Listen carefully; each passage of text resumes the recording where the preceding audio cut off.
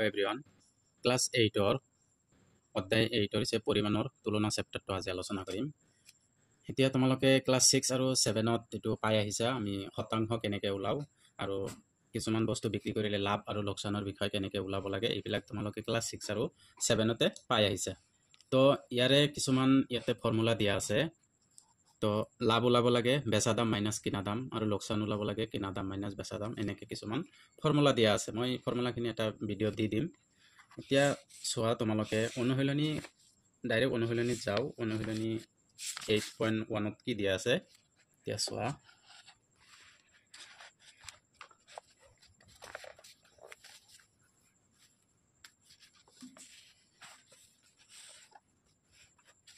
এতিয়া চোৱা অনুশীলনী 8.1ৰ হৈছে 1 নম্বৰ কুৱেশ্যনটো কি দিয়া আছে। এটা ঘড়ী 250 টকাত কিনি 260 টকাত বিক্ৰী কৰা হল। লাভ কিমান হল আৰু শতকৰা লাভ কিমান হল। প্ৰথমত কি কৈছে এটোৰ পৰা লাভ কিমান হল লাভটো ওলাম, তাৰ পিছত সেই লাভৰ পৰা শতকৰা লাভটো আমি কিমান পালো সেইটো ওলাম। ঠিক আছে। এতিয়া চোৱা তোমালোকে মই কুৱেশ্যনটো নিলিখো ডাইৰেক্ট সলিউশনটো লিখিম। কুৱেশ্যন নম্বৰ 1 ঠিক আছে। এতিয়া সলিউশন কি দিয়া আছে কিনা দাম দিয়া আছে আৰু বিক্রির দাম দিয়া আছে, লাভ ওলাব লাগে দিয়া আছে, আগত দিয়া আছে কি দিয়া আছে কিনা দাম কিমান দিয়া আছে 250 টকা আৰু বেচা দাম কিমান দিয়া আছে 260 টকা। আমাক ওলাব দিছে প্ৰথমত লাভটো ওলাব দিছে। ঠিক আছে। তাৰ পিছত সেই লাভৰ পিছত ওলাব দিছে শতকৰা লাভ। শতকৰা লাভটো ওলাব দিছে। এতিয়া আমি লাভৰ ফৰ্মুলা কেনেকৈ লাভৰ ফৰ্মুলা এতেকে আছে লাভ। ঠিক আছে। লাভ সমান সমান কি ওলাব লাগে প্ৰথমত বেচা দাম মাইনাস কিনা দাম।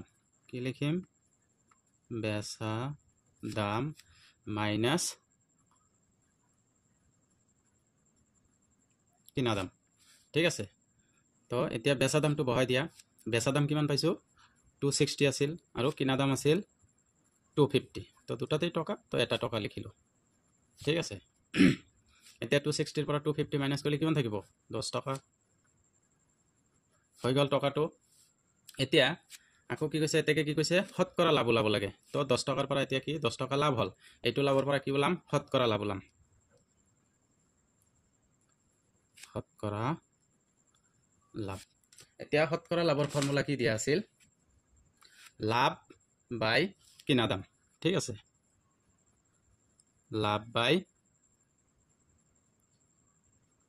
কিনা দাম ইনটু 100%। ঠিক আছে। এতিয়া চোৱা লাভ কিমান পালো আমি 10 টকা পাইছো 10 টকা। ঠিক আছে। টকাটো নিলিখো এনেই বুজি পাব টকা। আৰু কিনা দাম কিমান আছিল 250 আৰু ইনটু কিমান 100%। এতিয়া এইটো শূন্য কেনসেল কৰিলো। তাৰপিছত 10টো 25ৰ মাজত নাযায়, তো 5 দি যায়, 5 দি ইয়াতে 2 বাৰ, 5 দি ইয়াতে 5 বাৰ। ঠিক আছে। আৰু এইটো 5 দি 10ক 2 বাৰ, 2 2 গুণ কিমান হল 4%। এতেকে আমি কি পাইছো লাভ পাইছো। এতেকে প্ৰথমত লাভ কিমান পালো 10 টকা। ঠিক আছে। 10 টকা লাভ পালো আৰু কি পাইছে শতকৰা লাভ। শতকৰা লাভ কিমান পালো আমি 4%। এইখিনি হল এনসাৰ। চোৱা 1 নম্বৰটো হৈ গ'ল। 2 নম্বৰটো এতিয়া 2 নম্বৰটোত কি দিয়া আছে এটা কলম 60 টকাত কিনি কিমান টকাত বেচিলে 15% লাভ হ'ব। কি কৈছে এটা কলম কিমান টকাত কিনিছে 60 টকাত কিনিছে, কিমান টকাত বেচিলে মানে বেচা দামটো ওলাব লাগে। তাৰে কিমান দিয়া আছে 15% লাভ হ'ব বুলি কৈছে। এতিয়া আমাৰ কি 15% লাভটো দিয়া আছে, কিনা দামটো দিয়া আছে, কিন্তু আমাৰ কি ওলাব লাগে বেচা দামটো ওলাব লাগে। এতিয়া চোৱা 2 নম্বৰ কোশ্চেন সলিউশন দিয়া আছে। আগত কি দিয়া আছে এইখিনি আগত ইয়াতে লিখি লম। ঠিক আছে। দিয়া আছে কি দিয়া আছিল কিনা দাম দিয়া আছিল। কিনা দাম কিমান দিয়া আছিল 60 টকা। ঠিক আছে। আৰু লাভ দিয়া আছে কিমান বেচা দাম বেচিলে কিমান লাভ হ'ব 15% লাভ হ'ব লাভ দিয়া আছে 15% তো বেচা দাম ওলাব লাগে ঠিক আছে এতিয়া চোৱা তাৰ কাৰণে মই এইটো ফৰ্মুলা তোমালোকে ইউজ কৰিব লাগিব ইয়াতে এইটো ফৰ্মুলা 5 নম্বৰ ঠিক আছে এইটো ফৰ্মুলা কি দি আছে বেচা দাম সমান 100 প্লাস লাভৰ শতাংশ বাই 100 ইনটু কেনা দাম ঠিক আছে এতিয়া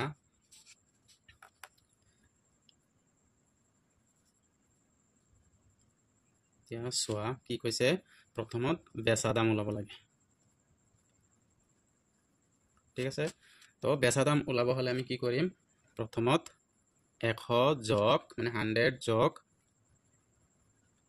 লাভৰ শতাংশ ঠিক আছে বাই কি হ'ব 100 ঠিক আছে 100 পূৰণ আমি কি লিখিম কেনা দামটো দিয়া আছে কেনা দাম বুজি পাইছা সবে এতিয়া চোৱা 100 প্লাস লাভৰ শতাংশ কিমান আছিল 15 ঠিক আছে এতিয়া চোৱা তলত কিমান আছে 100 ইনটু কেনা দাম কিমান দিয়া আছিল কেনা দাম আছিল 60 ঠিক আছে এতিয়া গোটেইখিনি মিলি ব্ৰেকেট দি যদি মই টকা লিখো হৈ যাব এতিয়া 100 আৰু 15 যোগ কৰিলে কিমান হ'ব 115 বাই 100 ইনটু 60 তো টকা এতিয়া এইটো শূন্য কাটিলো আৰু এইটো 2 এৰে 3 বাৰ যাব 2 এৰে 5 বাৰ যাব এতিয়া 5 এৰে ইয়াকে কাটিব পাৰো 5 এৰে প্ৰথমত 2 বাৰ যাব 1 থাকিব 15 লগত কিমান বাৰ যাব 3 বাৰ যাব ঠিক আছে এতিয়া এইখিনি কি পুৰক দে 3 আৰু 3 গুণ 3 লগত পূৰণ কৰিলে কিমান হ'ব 3 3 গুণ 9 আৰু 3 2 গুণ 6 এত টকা ঠিক আছে এটাকে কি লিখিব পাৰো তেকে ওলাব দিছে কি বেচা দাম এসেকে বেচা দাম কিমান হ'ব 69 টকা আশা কৰো বুজি পাইছা সবে তো বহুত সহজ হয় কেৱল ফৰ্মুলাটো লাগে এটো বেচা দাম দিয়া আছে বেচা দাম সমান সমান কি কৈছে 100 প্লাস লাভৰ শতাংশ বাই 100 ইনটু কিনা দামটো ওলাব লাগে কেৱল কি মেইন হল ফৰ্মুলাটো তোমালোকে ফৰ্মুলাটো আগত ভালকে মুখস্থ কৰি লবা এতিয়া চোৱা 3 নম্বৰটো 1 নম্বৰ আৰু 2 নম্বৰ হৈ গল 3 নম্বৰত কি দি আছে ৰমেনে মোবাইল এটা 13500 টকাত বেচিলে বেচা দাম কিমান হল 13500 টকা তাৰে বেচতে 20% লোকসান হল কিমান পাৰ্সেন্ট লোকসান হল 20% মোবাইলটো কিমান দামত কিনিছিল এতিয়া কি আমাৰ কিনা দামটো ওলাব লাগে বেচা দাম দিয়া আছে আৰু লোকসানৰ পাৰ্সেন্টেজ দিয়া আছে কেৱল কিনা দামটো ওলাব লাগে এতিয়া চোৱা কোশ্চেন নম্বৰ 3 সলিউশন আগত কি লিখিম দিয়া আছে কি দিয়া আছিল 1 নম্বৰত কিনা দাম দিয়া আছিল কিনা দাম কিমান দিয়া আছিল 13500 টকা আৰু বেচতে লোকসান হল কিমান লোকসান হল লোকসান শতকৰা লোকসান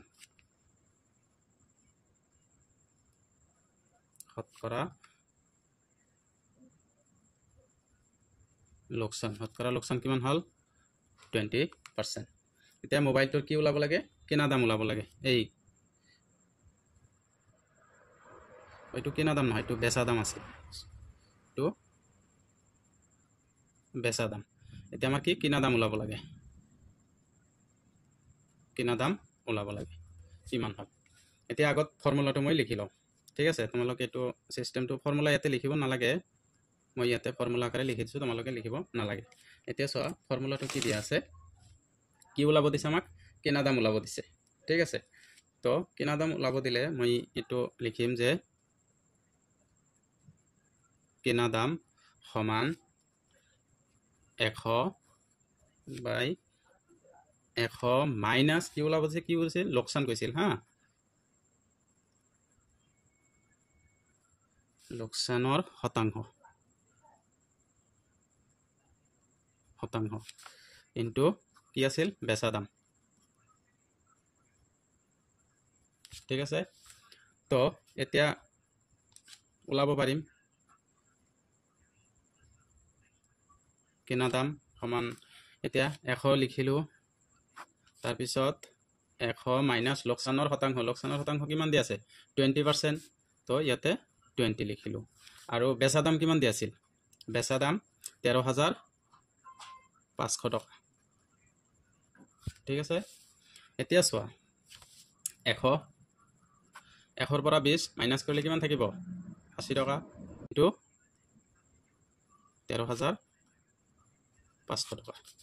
এতিয়া আমি কাটাকাটি কৰিব পাৰোঁ, এইটো শূন্য কাটিব পাৰি, তাৰপিছত আৰু কাটিব পাৰোঁ নেকি, চোৱা 8ৰে ইয়াতে নাযায় যদিও 4ৰে যায়, 4ৰে 2 বাৰ, 4ৰে ইয়াতে 25 বাৰ যায়। ঠিক আছে, আৰু ইয়াতে 2ৰে কাটিব পাৰোঁ, 2ৰে 13 কিমান বাৰ যায় 6 বাৰ যায়, 1 থাকিল 15, 15 7 বাৰ যায়, 1 থাকিল 10, 10ক 5 বাৰ যায়। এতিয়া আমি কি কৰিম, ওপৰত যি আছে এইখিনি পূৰণ কৰি দিম, 25 পূৰণ 675 টকা। ঠিক আছে, এতিয়া আমি এইটো ছাইডত পূৰণ কৰি দিওঁ, 6, 7, 5 আৰু 25 পূৰণ কৰি দিয়া, 5 5 গুণ 25, 25ৰ 5 হাতত 2, 5 7 গুণ 35 আৰু 2 37, 37ৰ 7 হাতত 3, 5 6 গুণ 30 আৰু 3 33।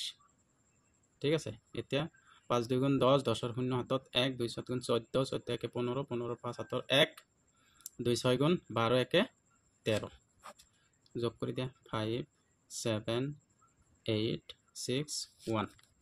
এতিয়া কিমান হ'ল 16,875 টকা।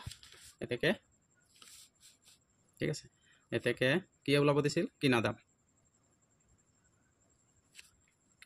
সমান সমান কিমান পালোঁ 16,875 টকা। আশা কৰোঁ চবে বুজিছা। আজি ভিডিঅ'ত এইখিনি থাকিব, নেক্সট ভিডিঅ'ত মই 4 নম্বৰৰ পৰা আৰম্ভ কৰিম।